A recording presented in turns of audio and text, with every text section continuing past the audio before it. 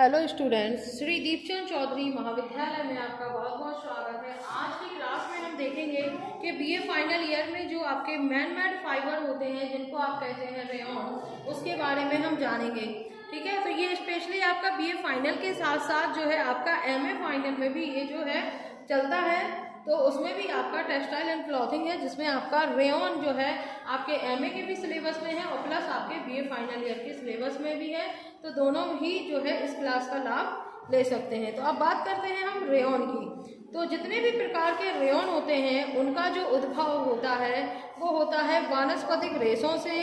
ठीक है, तो वानस्पतिक रेशों से जो इसके उद्भिज कोषों से जो है इसे प्राप्त किया जाता है और उद्भिज को ही जो है रेयॉन में कन्वर्ट करने के लिए जो है कुछ विधियां बनाई गई हैं, जिनमें हमारे नाइट्रोसेल्यूलोज जो प्रोसेस है, दूसरा हमारा द विस्कस प्रोसेस है एंड थर्ड हमारा कुप्रामोनियम जो है वो प्रोसेस जो है इसके अंतर्गत आता है। तो सबसे पहले हम बात करते हैं नाइट्रोसेल्यूलोज मेथड की। तो इसमें क्या होता है कि रेयॉन का जो मैन्युफैक्चर है वो सबसे पहले जो है इसी प्रोसेस के माध्यम से हुआ था और इसका जो प्रारंभ हुआ था वो हुआ था सन 1884 ईस्वी में और फ्रांस के काउंट हिलेरे चार्डोनेट ने जो है इसका जो है प्रारंभ किया था। और इस प्रक्रिया में जो कॉटन होती है उसको गंधक और इसके साथ सल्फ्यूरिक एंड नाइट्रिक एसिड जो हमारे होते हैं, इन दोनों की प्रक्रियाओं द्वारा नाइट्रोसेल्यूलोज रेशों में कन्वर्ट कर दिया जाता है और इससे जो है प्रज्वलन जो पदार्थ बनता है और इस पदार्थ को हम ईथर में घोलते हैं और इस घोल को छोटे छोटे जो छिद्रों के द्वारा वायु से बाहर निकाला जाता है और ये ईथर जो है भाप बनकर उड़ जाता है और उसके स्थान पर जो है सुंदर धागा जो है हमें प्राप्त हो जाता है। और इस धागे को अज्वलनशील बनाने के लिए हाइड्रोसल्फाइड या इसकी जो एक प्रोसेस जो है इस पर दी जाती है और आजकल जो है अधिक जो व्ययशील होने के कारण इस विधि का प्रयोग जो है कम हो गया है।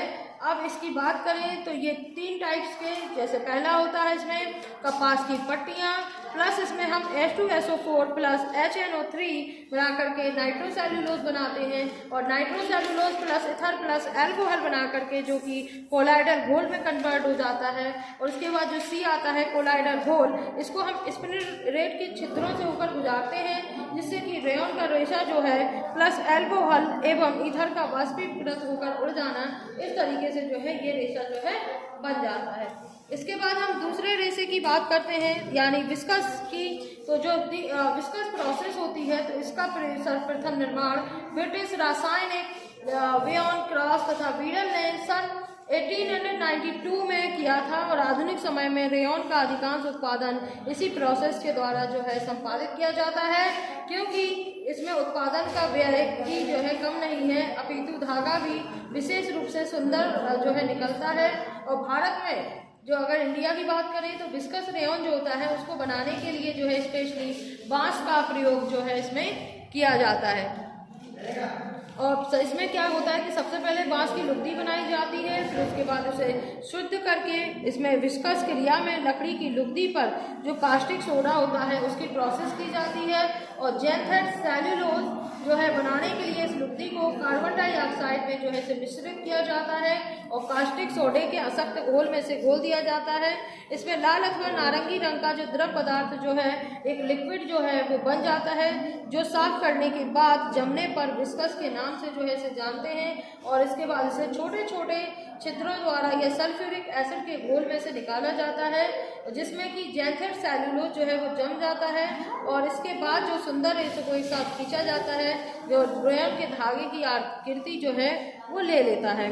जैसे कि इसमें पहले लकड़ी और बांस की लुगदी कपास की पट्टियाँ मिलाकर के सोडियम हाइड्रोक्साइड में डुबो कर रखने से जो है क्षारीय सेल्यूलोज की जो है इसको नियंत्रित ताप पर रखने से 3-4 दिन तक रखा जाता है। इसके बाद इसमें कार्बन डाइऑक्साइड देकर के एक्सटेंस सेल्यूलोज और सोडियम हाइड्रोक्साइड का हल्का घोल घोलने पर गाढ़ा घोल का माध्यम से और इसको फिर छाना जाता है अम्लीय माध्यम में और स्पिन रेट के माध्यम से जो है इसके स्पिन रेट के जो छिद्र होते हैं उसमें से इसको निकाला जाता है जिससे कि जो है पतले पतले रेशों के रूप में या जो है रेयॉन का रेशा जो है तैयार किया जाता है। इसके बाद बात करते हैं हम कुप्रामोनियम की। तो जो कुप्रामोनियम हमारा प्रोसेस होता है, ये जो प्रोसेस है वो सन 1897 से प्रचलित है।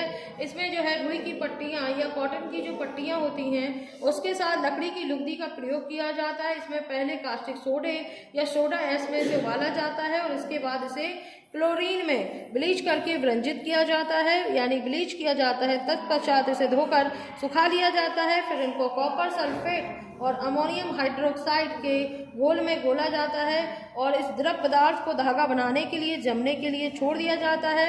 फिर इस पदार्थ को छोटे छोटे छिद्रों द्वारा अम्लीय द्रव के घोल में डाला जाता है। तब वह पुनर्निर्मित सेल्यूलोज या रिगनेट सेल्यूलोज के रेशे के रूप में जो है आ जाता है और इन रेशों को सुंदर रेशे का रूप देने के लिए इसे खींच लिया जाता है। तो इस तरीके से ये हमारे 3 टाइप्स हो जाते हैं आपके रेयॉन के, क्योंकि आपके पेपर में जो आपका मैन रेयॉन, इसके साथ साथ कुछ आपके सिंथेटिक फाइबर्स होते हैं, उनके बारे में भी आपको नेक्स्ट वीडियो में हम बताएंगे।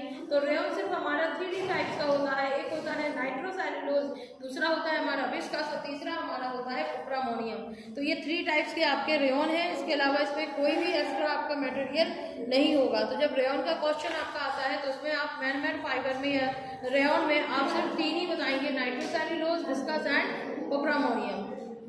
Thank you.